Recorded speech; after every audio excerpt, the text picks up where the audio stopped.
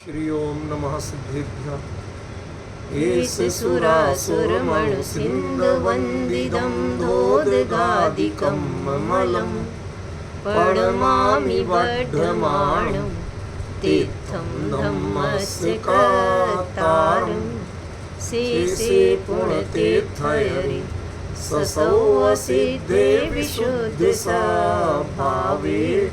समृणीयणानदंसं चरित तव वीर्यायारे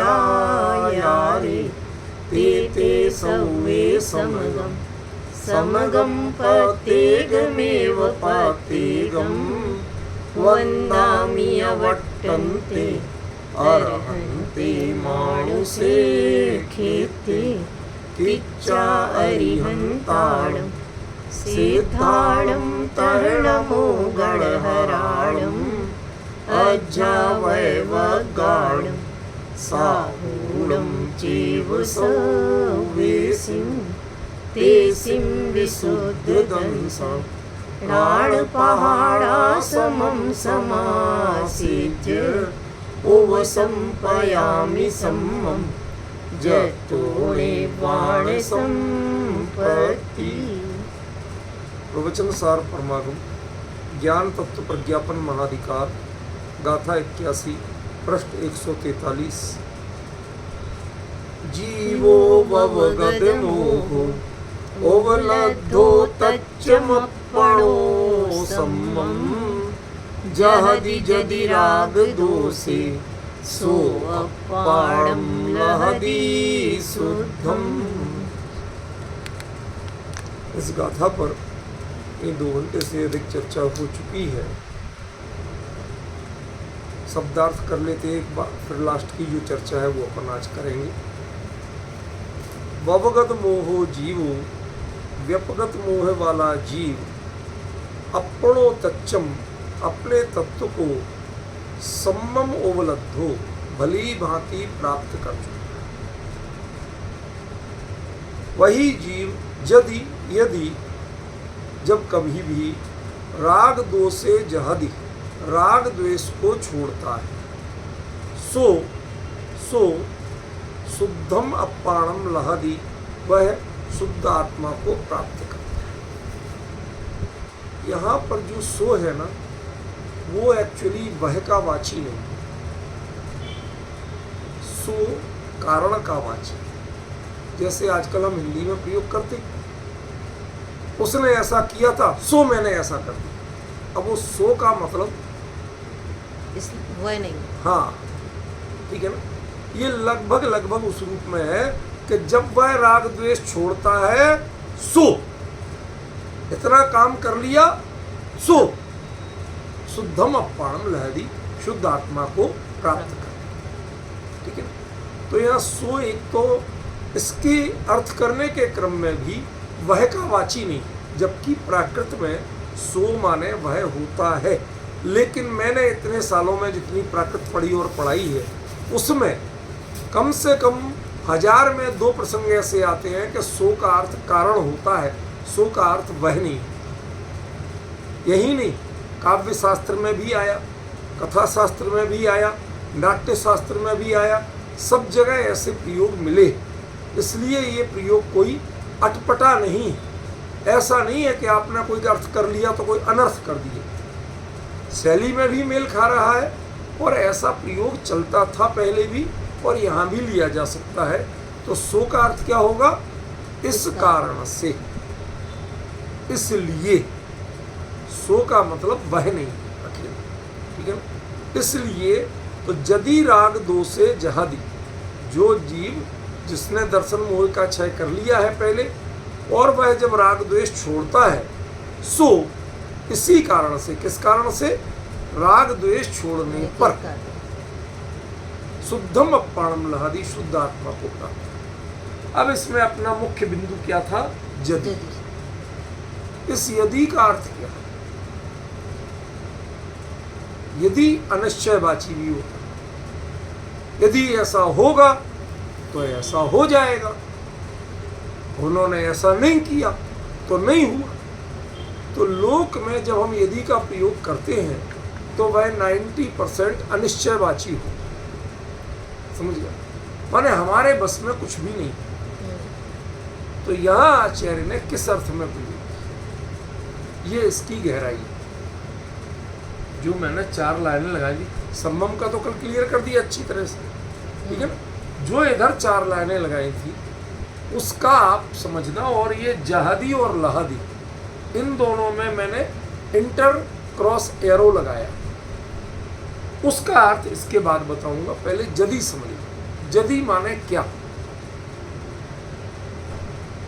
यहां यदि माने वास्तविक अभिप्राय है, यदि नहीं हो के जब, जब, ठीक है ना।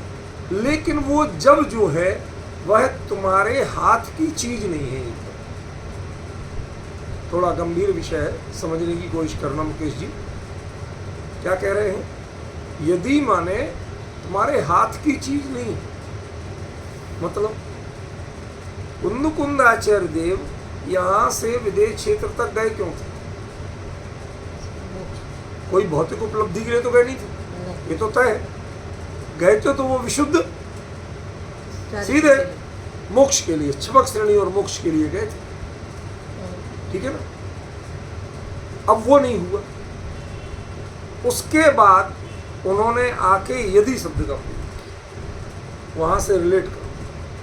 मतलब आपने छायक सम्यक दर्शन भी ले लिया, सारी पात्रताएं क्लियर कर ली, उसके बाद यदि कह रहे हैं तो यदि माने क्या? ये गंभीर प्रश्न है, निश्चय नहीं है, आप समझने की कोशिश करें। इसके पीछे जो गहराई है वो मैं आज बताना चाहता हूं। देखो, पहले हम कुछ इसके बेसिक जो करणान योग सम्मत बातें हैं वो बताएंगे। छपक श्रेणी के लिए पहली अनिवार्यता है छायक सम्यक दर्शन की प्राप्ति। तो पहली क्वालिफिकेशन तो वो क्लियर कर चुके थे कि कोई डाउट है? नहीं, यहाँ पर साफ कह रहे हैं, तो वो तो क्लियर हो गई। जीवो ववगत मोह खत्म हो गई, ठीक है ना।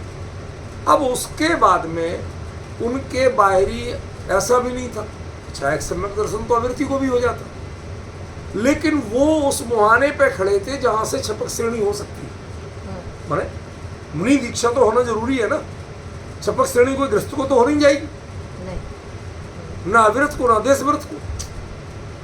तो दूसरी क्वालिटी जो चाहिए वो क्या चाहिए? महाव्रत। महाव्रत, वर्धमान चरित्र वाला, शुद्ध चरित्र, तो वो भी था। तो 2 क्वालिटियां पूरी हो, ठीक है ना। अब क्या कमी रह गई जिसके कारण, क्या अकेले पंचम काल में जन्मे थे यही एक कोई अभिशाप रह गया? ये तो कोई ऐसा कारण नहीं है, ये तो कोई ऐसा कलंक नहीं है। दरअसल इस सब के पीछे एक अंतर है।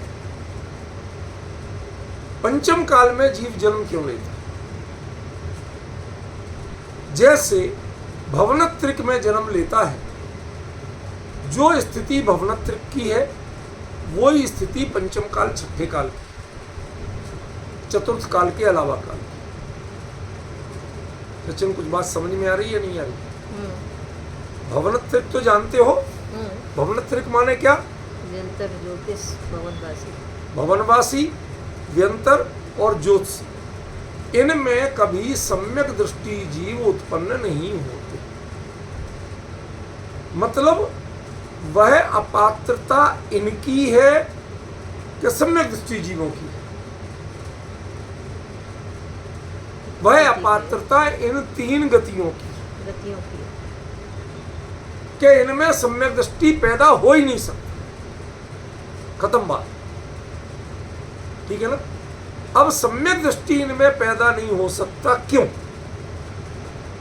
ऐसी इनमें क्या खराबी है? अपने को जो विचार करोगे तो आपको पंचम काल का उत्तर मिलेगा। मेरा ये ऐसा विषय है कि शायद आप जिनवाणी पढ़ लो और कितने ही लोगों के सुन लो, इसका उत्तर फिलहाल मुझे तो नहीं मिला। मैंने सुने भी बहुत और मैंने पढ़ा भी बहुत। आज यूनिवर्सिटी में बैठे बैठे जैन सिद्धांत को पूरे पलट डाले, सामान्य जानकारी मिलती है, कि भवन त्रिक में नहीं जाते। षडालाकार ने भी कह दिया कि प्रथम नरक बिन षडभुज ज्योतिष बान भवन सट नारी थावर विकलत त्रय पशु में नहीं उपजत सम्यक धारी। लेकिन क्यों? प्रश्न समझ में आ रहा है? स्त्री पर्याय में क्यों सम्यक दृष्टि उत्पन्न नहीं होता? क्या ऐसा टेक्निकली मैन्युफैक्चरिंग डिफेक्ट है जिसके कारण नहीं होता? मैं मैन्युफैक्चरिंग डिफेक्ट का मतलब व्यंग्य मत लेना, ये शारीरिक नहीं कह रहा हूं, क्या कम संस्कारगत। समझ में? क्या ऐसी विडंबना है कि वहां नहीं हो सकती? भाई ये तो सम्यक्त्व की बात है ना, ये कोई महाव्रत की बात तो है नहीं, मोक्ष जाने की बात तो है नहीं। वहां तो निषेध सम्यक दर्शन का थी कि सम्यक दृष्टि जीवन पर्यायों में उत्पन्न नहीं। पॉइंट समझ रहे? तो क्या विशेषता, भवन त्रिक में क्या विशेषता है, क्या खराबी है कि वो उत्पन्न नहीं हो? हमें इस पर विचार करना चाहिए कि इनमें कौन सी संस्कारगत कमी पाई जाती है। हम क्रम से लेते हैं। पहला क्रम देखो, अब इसमें ध्यान रखना सचिन, वो ध्यान क्या रखना है? मुद्दा ये नहीं है कि वह सम्यक दृष्टि उसमें पैदा नहीं हुआ, मुद्दा ये है कि वहां ऐसी क्या खराबी है कि सम्यक दृष्टि पैदा हो ही नहीं सकती। पॉइंट समझिए ना, समस्या ये क्यों नहीं हो सकता? ठीक है ना? तो वो अपन को विचार करना, ऐसी क्या खराबी? जैसे हम कहें कि भाई सेब का पौधा, सेब की खेती दिल्ली के खेत में नहीं हो सकती। क्यों? उसके लिए बर्फ पड़ना जरूरी है। जब उसकी टहनियाँ जहाँ उसके फुटाव लेता है वो जब बर्फ में ढकी रहे कम से कम महीने 2 महीने, तो उनमें वो ताकत आती है कि जिसमें नया फुटाव आए और सेब की फूल की कलियां विकसित हो। अब यहां बर्फ पड़ना नहीं तो फिर वो सरकंडे की तरह बढ़ता रहेगा, पेड़ तो लग जाएगा, हरा भरा भी हो जाएगा, सेब भी लग जाए तो ऐसी गोलियों की तरह लगा के रह जाएंगे, वो चीज नहीं है। समझ गए? तो उसके लिए मैंने वनस्पति विज्ञानियों से पूछा कि भाई साहब हम अपने यहां लगा ले सेब का पौधा, कहते पौधा ही रहेगा, घास फूस तो रहेगा, फल नहीं आएगा। और बहुत जोर डाला, फल भी आ गए तो वो यूं ही बेर जैसे लगेंगे, वो सेब जैसे नहीं लगेंगे। हमने पूछा क्यों?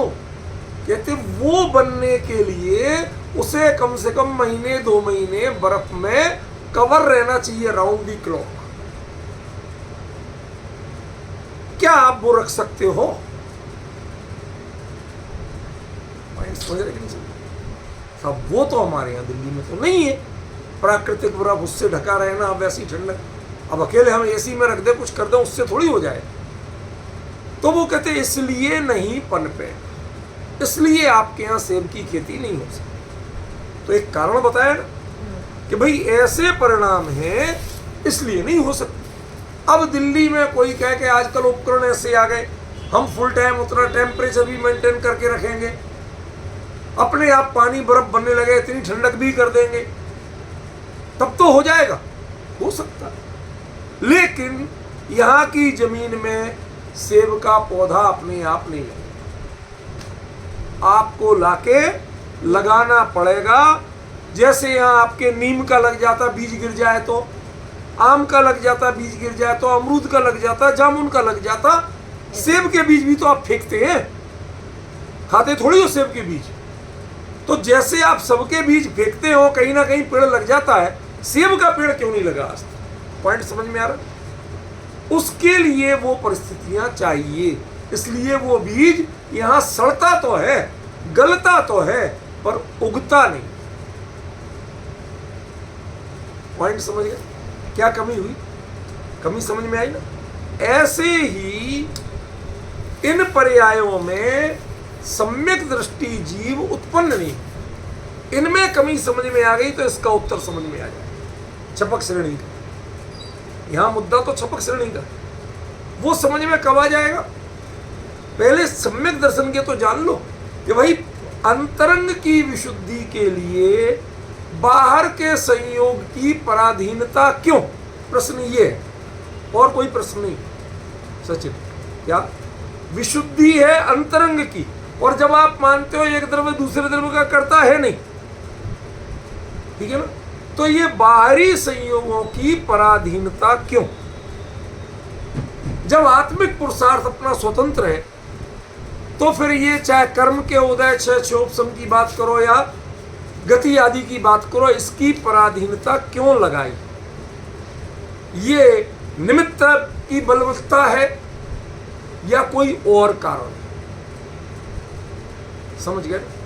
ये अपने को समझना। देखो मैं एक बात कहता हूं, कुछ समय पहले जब अष्टापद कैलाश की पुस्तक प्रकाशित होना थी, उस समय किसी वो हमारे सोशल मीडिया में चल रहा था, व्हाट्सएप वगैरह पे, तो उसको पढ़ के किसी ने एक महाराज से प्रश्न किया, महाराज अष्टापद कैलाश के बारे में आपका क्या विचार है? भगवान की निर्वाण स्थली है।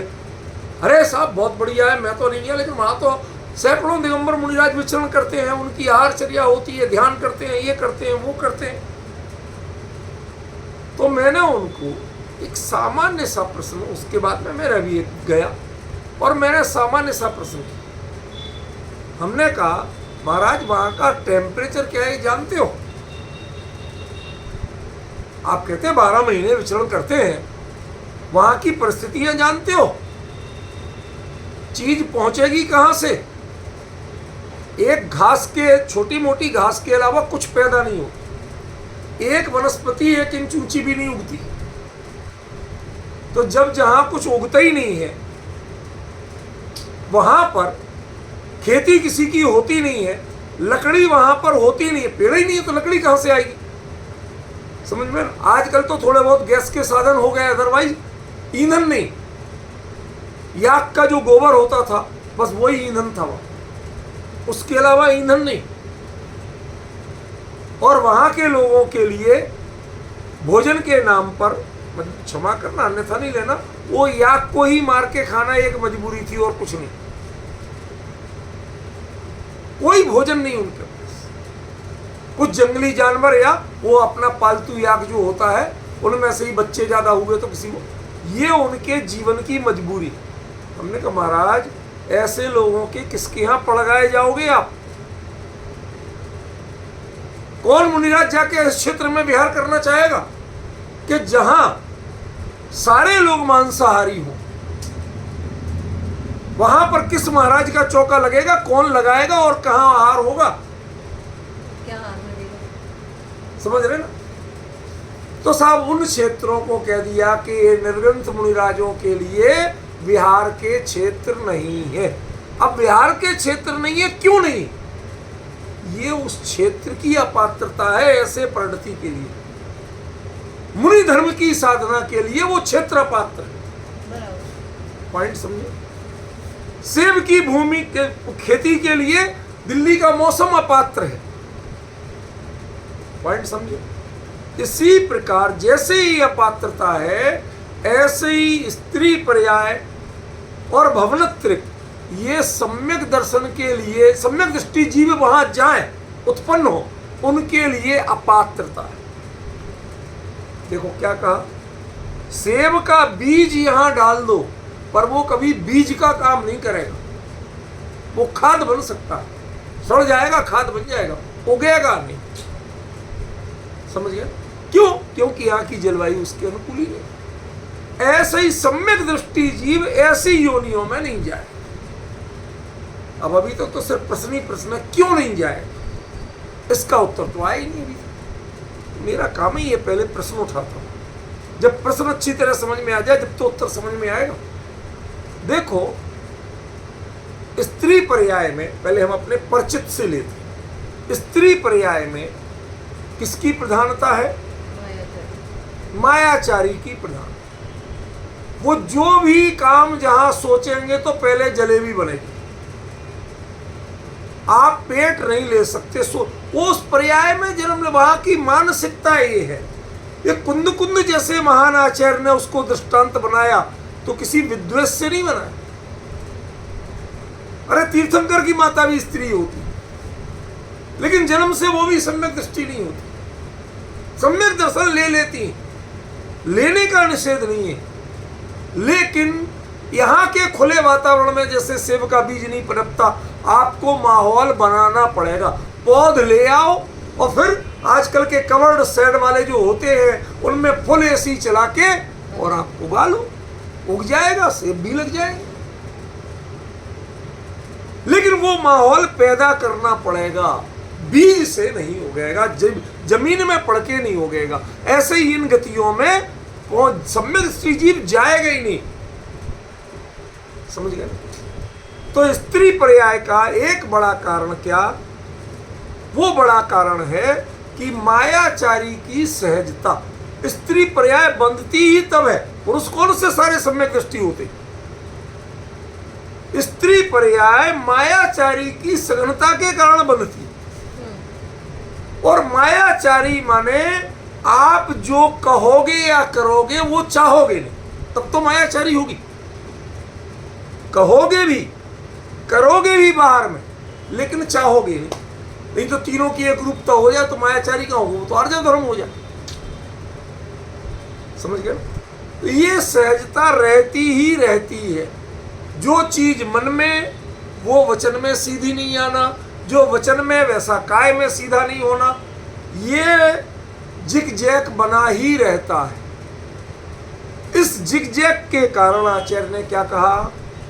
शांत मन से विचार करना। सचिन भाई, उन्होंने कहा यहां पर सम्यक दर्शन के लिए अत्यंत ऋजु वृत्ति चाहिए। सम्यक दृष्टि जीव ऐसी मानसिकता में पनप ही नहीं सकते, वो छल कर ही नहीं सकते। समझ में आया? इसलिए सम्यक दृष्टि जीव स्त्री पर्याय में उत्पन्न नहीं होता। स्त्री पर्याय में जो उत्पन्न हुआ वो बाद में सम्यक दर्शन ले सकता है। जैसे सेब की पौध लाके यहाँ फुल एसी में और पूरे साधन करके उसमें फल तक उगाए जैसे। ठीक है ना?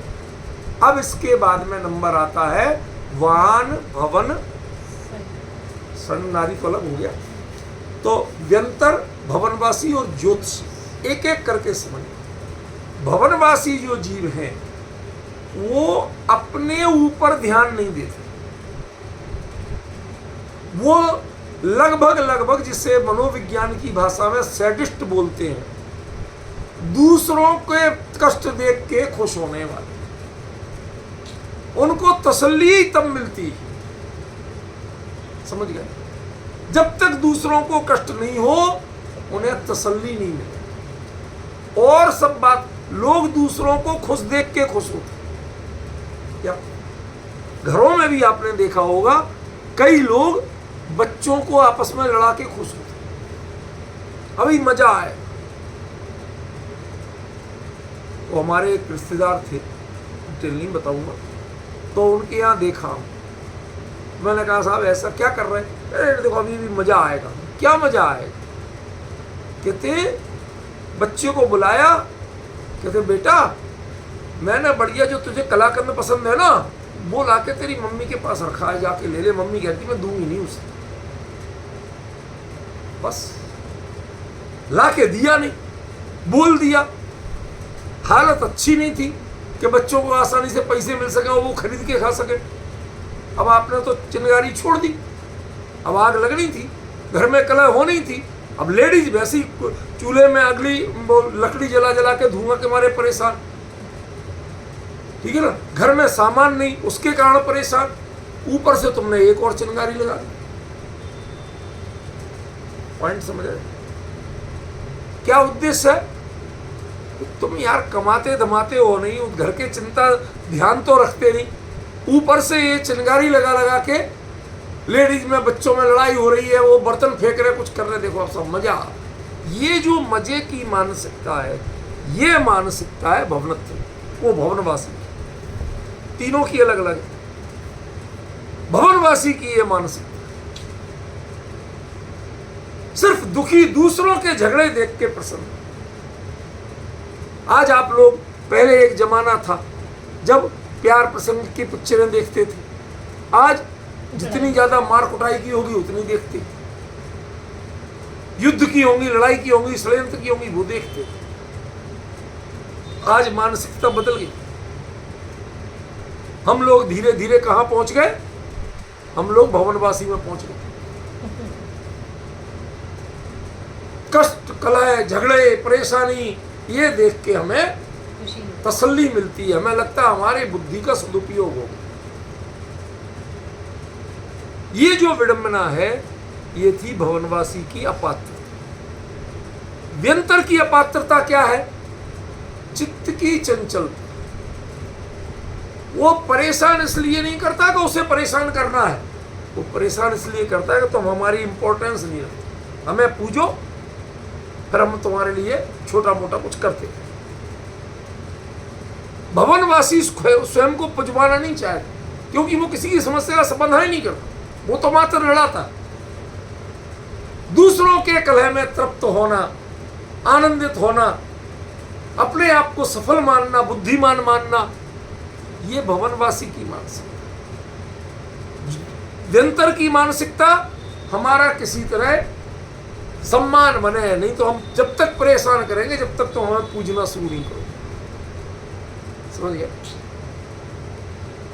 ये जो मानसिकता है, मान कषाय की पूर्ति, वो हिंसा की पूर्ति करता, लड़ाई झगड़ा कलह देख के प्रसन्न होता, ये मान कषाय की पूर्ति के लिए देता भी है, तो मान कषाय की पूर्ति के लिए, और सताता भी है, तो मान कषाय की पूर्ति।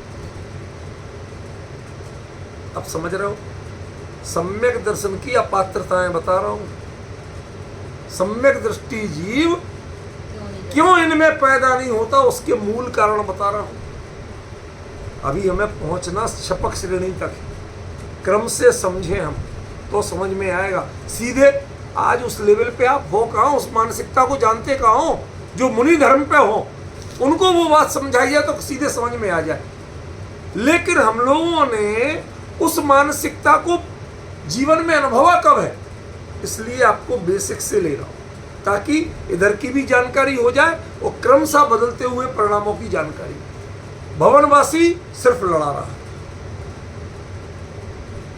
सता ये भी रहा है, ये डायरेक्ट सता रहा व्यंतर, लेकिन काय के लिए? हमारी पूजना शुरू करो, हम तुम्हें देना शुरू कर देंगे।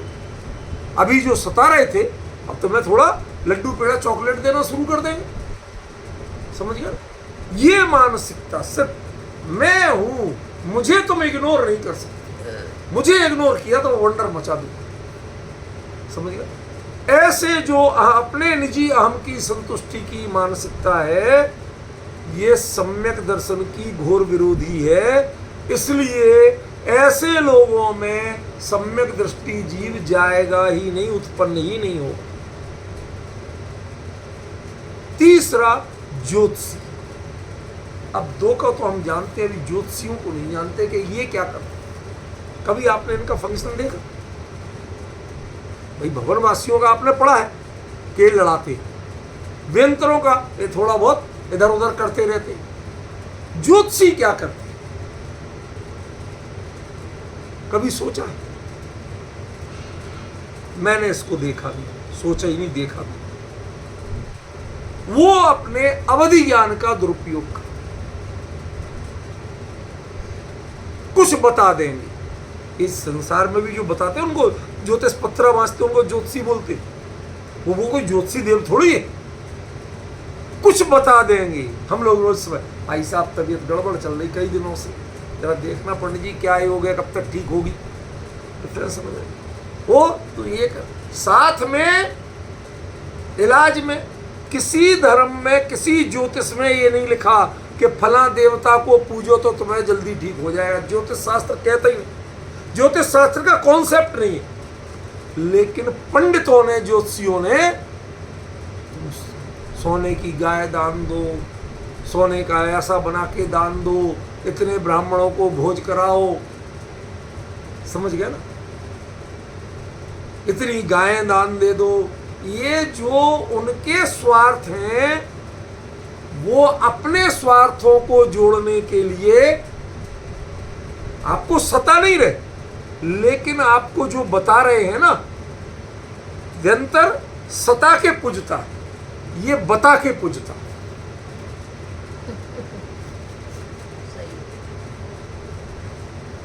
भवनवासी सता के खुश होता, लड़ा के, बल्कि खुद नहीं सताता है, लड़ाता, लड़ा के खुश होता, वो भी अवधि ज्ञान का दुरुपयोग। व्यंतर वो सताएगा, उसके बाद अपने को पुजाएगा, फिर कुछ देगा और खुश होगा। तीसरा, आप इनके पीछे पड़ो, भाई साहब कुछ बता दो, बता दिया, अब बता के उसके बाद में अपनी पूजा चालू, अब हमारे लिए भी करो। समझ गया? जितने ये आपको जिनवाणी की साक्षी से जितने आज तक जीवन में स्वाध्याय किया, सब विषय पढ़े। रूपल बहन बिल्कुल यथार्थ बता रहा हूं, किसी धर्म में कोई ज्योतिष के कॉन्सेप्ट में कोई देवी देवता की पूजा है ही नहीं। ज्योतिष एक कैलकुलेशन है, वो कारण भर बताता है कि तुम्हारा इस समय ऐसा होगा। समझ गए? उसके लिए भौतिक इलाज तो बताए जा सकते हैं, लेकिन धार्मिक टोटके नहीं बताए जा सकते। शब्द सुनना जरा ध्यान से, इस बहाने बहुत से भ्रम निकल जाएंगे आप लोग। मैं एक बड़े यथार्थ चीजें बता रहा हूं। क्या भौतिक इलाज कैसे? भाई आज ऐसा ऐसा योग है, आज बहुत चटक धूप रहेगी, तुम शनि महाराज को तेल चढ़ा के जाना। एक तरीका ये हो सकता ठगने। दूसरा तरीका क्या होगा? आप छतरी लेके जाओ। अब डिफरेंस समझ में आ गया?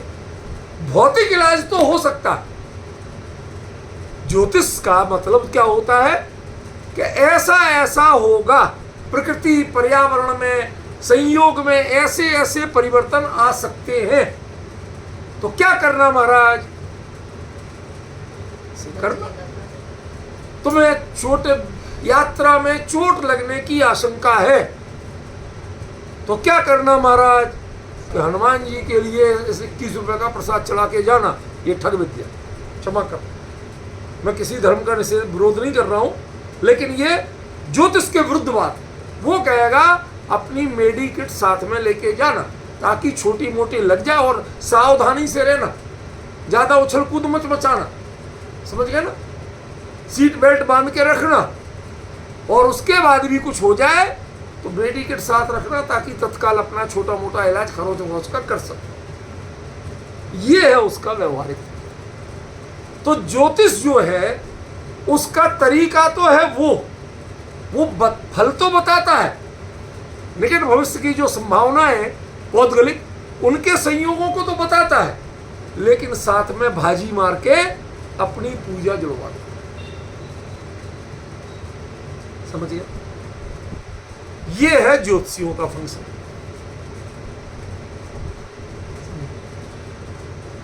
बस इतना बता सकता हूं, इन चीजों का प्रत्यक्षदर्शी हूं।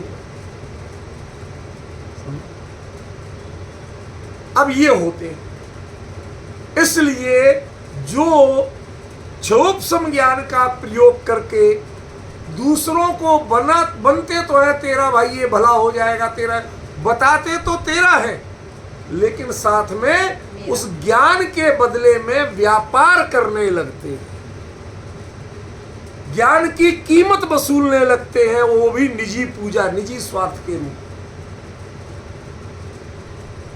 रूपल बहन, आज के पंडित कौन है? सारे ज्योतिषी के, बिल्कुल वैसे ही खतरनाक है, इनमें एक सम्यक दृष्टि नहीं होना चाहिए मेरे हिसाब से, जो जिनवाणी कह रही है उसके हिसाब से। तो क्यों? जब तुम उसके बदले में वसूलना चाहोगे,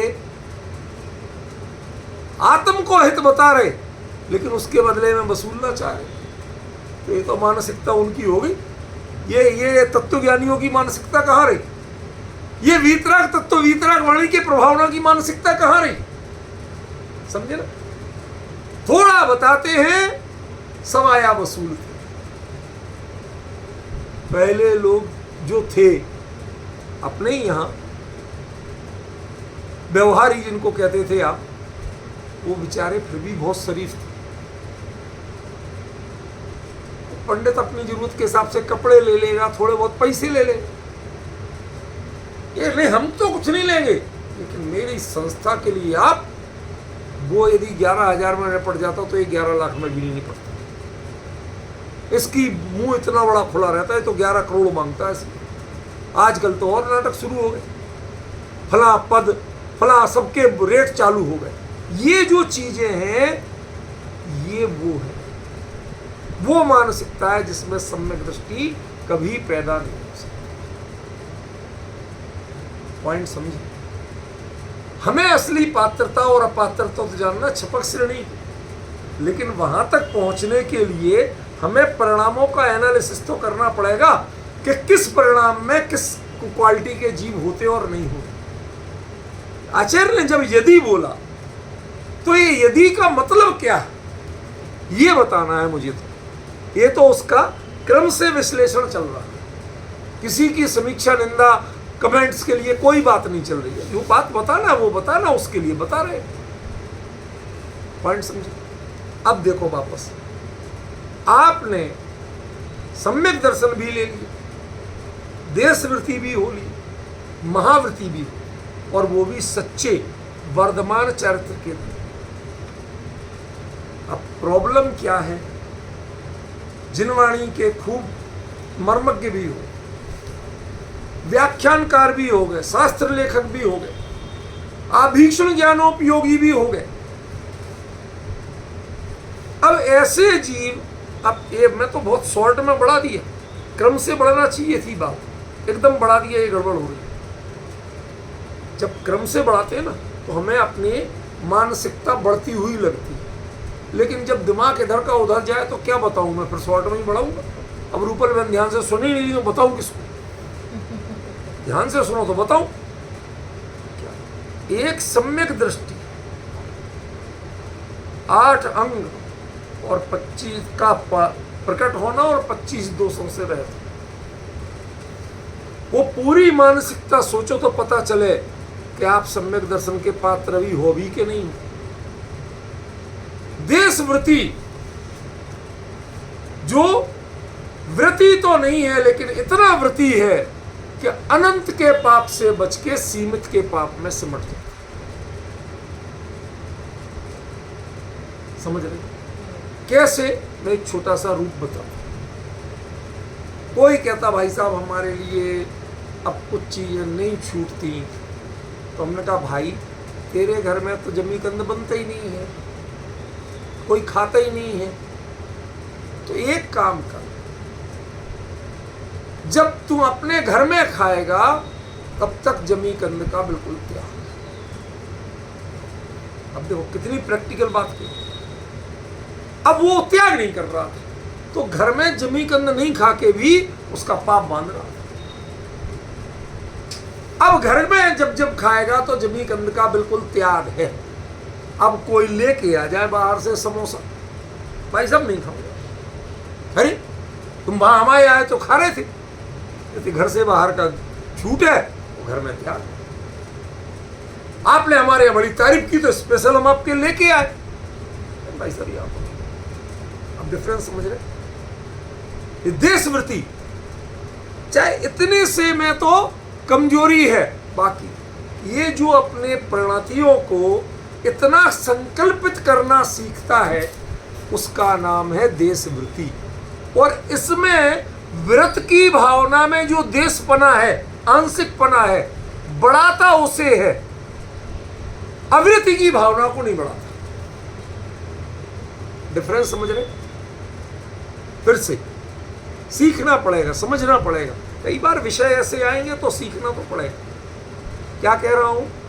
जैसे आपने त्याग करके एक मर्यादा ले ली, उसके बाद देशवृत्ति पना क्या है कि आप त्याग की मात्रा बढ़ाते जाएंगे। त्याग के विपरीत जो है उसकी मात्रा कभी नहीं बढ़ाएंगे। जैसे आपने जमी कंद का त्याग किया, देशवृत्ति पहला बोलो तो दृष्टांत दे रहा हूं, तो जमी कंद का त्याग किया, तो जमी कंद का त्याग किया। अब कहते भाई साहब सौंठ लेना कि नहीं लेना? कहते पाउडर रूप में, औषधि के रूप में कभी लो तो लो, लेकिन गीला अदरक नहीं लेना, अष्टमी चतुर्दशी नहीं लेना, अपनी ओर से विवेक का पालन करना, और यदि तुम्हें सर्दी जुकाम बुखार नहीं हो तो स्वाद के लिए नहीं ले। अब आप डिफरेंस समझ रहे? एक क्या कर रहा, स्वाद के लिए, दूसरा क्या कर रहा कि यदि बीमारी आ गई और उसके लिए उसके अलावा कोई सात्विक इलाज नहीं है, अपेक्षा करो अंग्रेजी दवाई खाना पड़े तो भाई साहब हम ये लेंगे, थोड़ी सी चाशनी बनाएंगे, इतनी सी सौंठ डालेंगे, ले लेंगे, वो हम तो कर लेंगे, अदरवाइज नहीं। अब डिफरेंस समझ रहे हो? ठीक है ना? वो उसकी मात्रा को बढ़ाता ही जाएगा। और यदि कोई बता दे कि तुम्हें लौंग से भी वही काम हो जाता है तो वो कहेगा भाई साहब आज के बाद सौंठ का त्याग। क्यों? क्योंकि मैं जिस चीज के लिए लेता था वो काम यदि लौंग से हो सकता, वो जमीकंद है नहीं, तो मेरा तो त्याग पक्का। वो बढ़ना चाहेगा, कभी नीचे रिवर्स में नहीं जाना चाहिए। उसका नाम देशवृत्ति। आप बताइए, आप जो भी संकल्प लेते हैं उसको बढ़ाते हैं या कम करते हैं? फॉर द एग्जाम्पल, मंदिर में कार्यक्रम में आपने 1 लाख की दान बोले, जोर पाया, लोगों ने कहा, बिल्कुल बोल दिए, चारों ओर बोलियां और जय जयकार हो रही, मंच से नाम बोल रहे थे। वो भाव अब कार्यक्रम से चले कि यार अपन को देना तो था ही कुछ ना कुछ, वो 11,000 वाली ले लेते तो क्या घटा था, क्यों सीधे 1 लाख पे गए? भाव घटेंगे। कभी ये नहीं पछताता आदमी कि यार हमने 1 ही लाख क्यों दिए, 1.25 लाख देती तो कितना अच्छा रहता। आप सोचना, इसका मतलब आप देशव्रत के परिणामों के योग्य नहीं। अच्छाई की मात्रा यदि आपको रिड्यूस करना पड़ती है और कमजोरी की भावना इंक्रीज होती है, इसका मतलब आप देशव्रत के योग्य नहीं। देशव्रत का पहला लक्षण कि उसमें बुराइयों की मात्रा रिड्यूस होगी और अच्छाइयों की मात्रा निरंतर इंक्रीज होगी। इसीलिए जितना अंतर देशव्रत में है इतना विस्तार किसी में नहीं। मुकेश जी जरा ध्यान से सुनना, शपथ श्रेणी की चर्चा तो जब आ पाएगी तब आ पाएगी, पर यह क्रम तो जान लो कम से कम एक बात। जितना विस्तार देशव्रत में, ना अविरत में चौथे गुण स्थान में इतना विस्तार नहीं है, 6वें 7वें में भी इतना विस्तार नहीं है, पूरे मुनि धर्म में इतना विस्तार नहीं है जितना देशव्रत में है।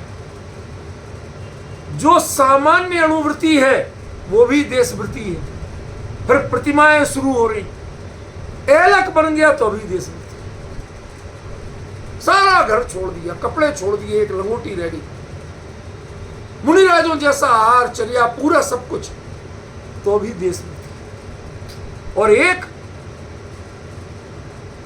आराम से सब कुछ कर रहे तो भी देशव्रती है। क्यों? शांतिनाथ, कुंथुनाथ, अरनाथ, अजितनाथ, ये सब चक्रवर्ती भी थे कि नहीं थे? कामदेव भी थे कि नहीं थे? तो इनकी इतनी शादियां हुई, इतने सब वो हुए, लेकिन 8 वर्ष की उम्र में हर तीर्थंकर गारंटी से देशव्रत ले लेते। अणुव्रत, देशव्रत और अणुव्रत में क्या अंतर होगा? देशव्रत तो गुणस्थान का नाम है, उसकी पहली सीढ़ी अणुव्रत। मैं क्या गलत कह रहा हूं? समझ गया ना? वो देशव्रती हो ही जाता, अणुव्रती हो ही जाता, देशव्रत की पहली सीढ़ी ग्रहण कर लेता तो कहलाएगा तो देशव्रती ही। समझ गए? ये बड़ा अंतर है परिणामों का, कि एक सब कुछ करता दिख रहा है तो अभी देशव्रती है, और एक बिल्कुल मुनिराज जैसा है, एक लंगोटी छोड़ दो तो अभी देशव्रती है। मतलब कितने विस्तार है देशव्रत। एक एक का वर्णन विस्तार पढ़ते पढ़ते आपका माथा घूम जाए, लेकिन इसके बीच में एक ही सूत्र काम कर रहा है, और वो क्या? बुराई को रिड्यूस करना हो कंटिन्यू, और अच्छाई को प्रमोट करना, बढ़ाना, इंक्रीज करते। ये जो भावना है, इस भावना का नाम देशव्रत। अब जिसका मन इसके पात्र नहीं हो, जो दान दे के पछताते हो, बढ़ा के बढ़ाने की भाव छोड़ के घटाने के करते हो, क्या जानना कि ये जीव कभी देशव्रती नहीं हो सकता, देशव्रत के लिए अपात्र है।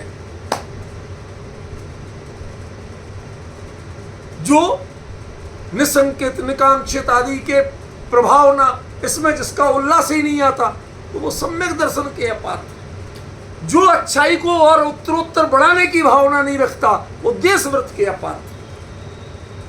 और जो हाइट को मेंटेन रखने की भावना नहीं रखता वो महाव्रत के अपात्र। महाव्रत में कोई बढ़ाने वाली बातें नहीं रह जाती, वो तो सब कुछ होता है।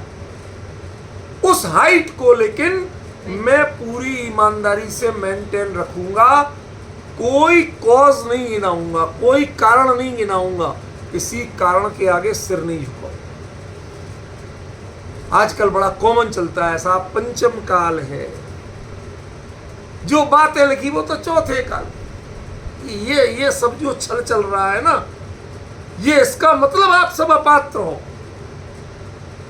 हाइट को लेना और उसे लगातार मेंटेन रखने के लिए कृत संकल्पित रहना, इसमें कमी होना ही नहीं। कोई कलेक्टर बन जाए, उसके बाद घर में भी चाहता है कि बीवी भी उसे कलेक्टर ही समझे। समझ गए? वो वहां पर भी नहीं, बच्चे भी कलेक्टर ही समझे, प्रोटोकॉल का पालन करें, यस सर बोले, दिमाग में वायरस घुस जाता। समझ गए?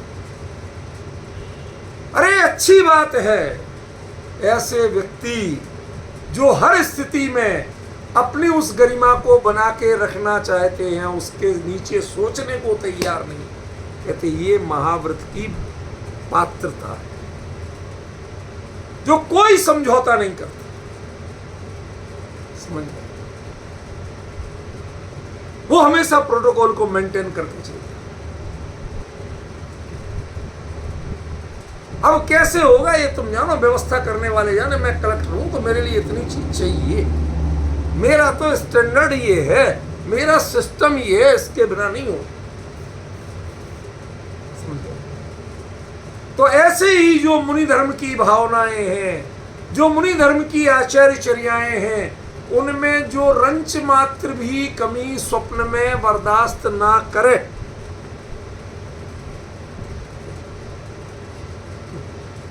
चार फेरे चलेंगे शादी में, अरे साथ होते हैं भाई साहब, ये क्या मतलब है? टाइम कम है तो चार फेरे दो।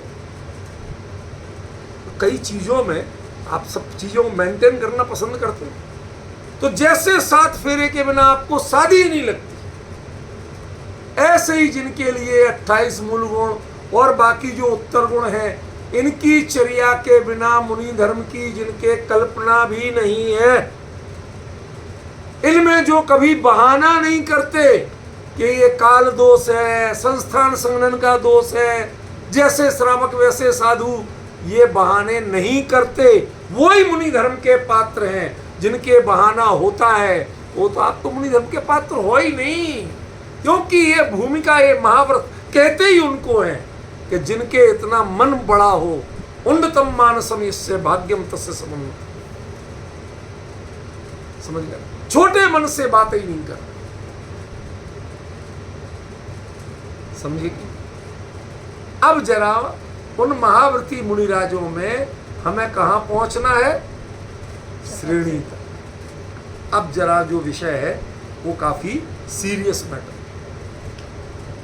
महाव्रती मुनिराजों में सेकेंड स्टेज आती है। एक स्टेज तो बता दी कि जो है उसमें कमी किसी कीमत पे स्वीकार नहीं मिले। 8 दिन आहार की विधि उनको तो 1 साल देती, 1 महीने 13 दिन नहीं मिली थी, पर उसमें कोई स्वीकार नहीं।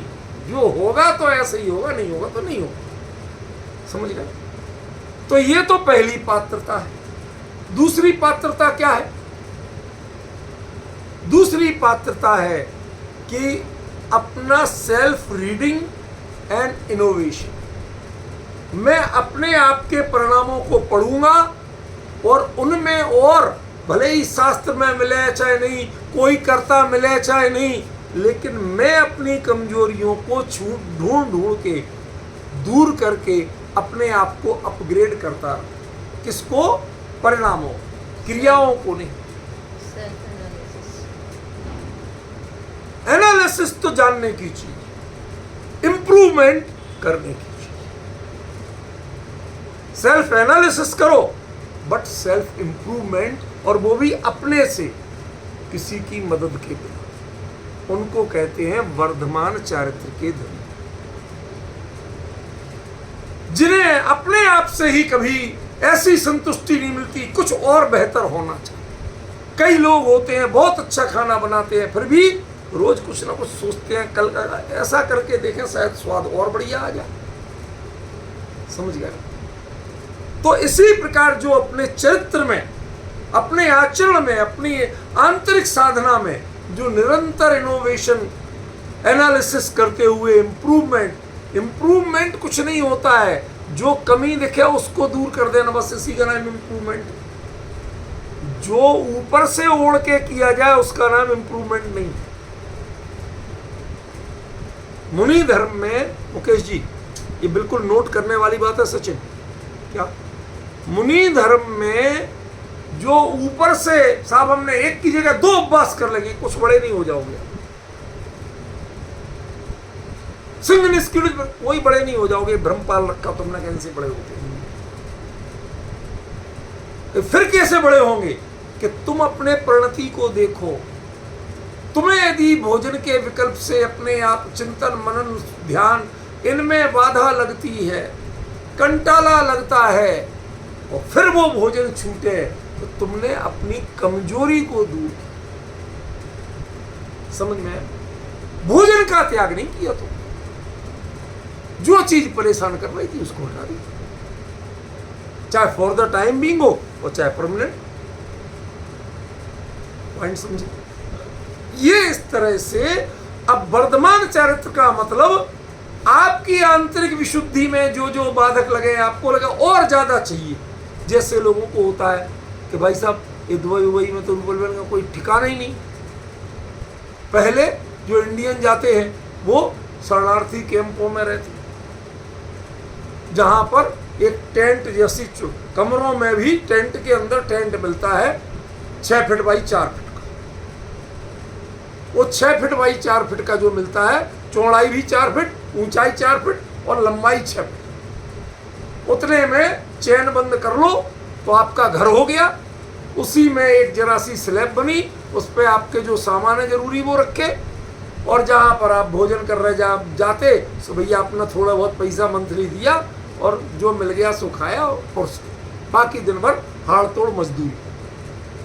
वहां से व्यक्ति धीरे धीरे बढ़ के, पहला उसका ख्वाब होता है घुस तो जाए दुबई, सेकंड होता है कि भाई एक बार कोई अपना छोटे मोटा फ्लैट हो जाए, इधर के कलंक से तो निकले। पहले तो उसी कलंक में जाने के लिए बेचे, फिर उससे छोटा मोटा हो जाए, कहीं हो जाए, किराए का हो जाए, फिर धीरे धीरे धीरे धीरे वो BHK बढ़ते जाते हैं, नहीं बढ़ते, BHK बढ़ते जाते हैं, 1 से 2, 2 से 3, 3 से 4। अब लेकिन ये BHK कब बढ़ते हैं? चाहने से बढ़ते हैं, ठगने से बढ़ते हैं, चीटिंग से बढ़ते हैं। कहते हैं वहां बदमाशी की तो जिंदगी जेल में जाएगी, वहां कोई छूट नहीं होती, बहुत सख्त कानून है। तो क्या करना? और ऐसी मेहनत करो, अपनी कमाई बढ़ाओ तो BHK बढ़े, कमाई बढ़ाओ तो गाड़ी का स्तर बढ़ेगा। स्तर बढ़ाने के लिए अपनी कमाई बढ़ाना पड़ेगी। ऐसे ही मुनि धर्म में चारित्र बढ़ाने के लिए अपने परिणामों की विशुद्धि बढ़ाना पड़ेगी। कोई इलाज नहीं है, कोई विकल्प नहीं। लेकिन आप वहां विला से ऊपर महल भी खरीद लो तो भी उसके बाद क्या करोगे कि अब तो भाई सब दुबई में भी काम नहीं चलता, अमेरिका चलो, उस जगह छोड़ दोगे, तृष्णाओं का अंत नहीं होगा। वहां भी जाके गिनोगे वहां बेस्ट क्या होता, उसके बाद कहते लौट के तो वहीं आना है। धीरे धीरे जिनको जोड़ा था अब इंद्रियां उनको भोगने लायक नहीं बची।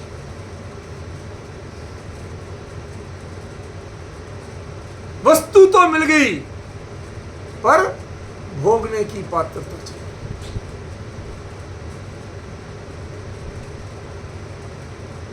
ये जो भोगने की पात्रता संयोग की चली गई कि स्वभाव की चली गई?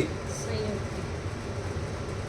लोक में संयोग की चली गई, और यहां जब आपकी परिणति में भोग की पात्रता चली जाए, भोग की पराधीनता चली जाए, भोग का विकल्प तक चला जाए, वो क्षण होता है छपक श्रेणी की पात्रता का। इसका वर्णन कल करूंगा, आज नहीं कर सकता, उसमें बहुत गहराई है, वो वर्णन तब करूंगा।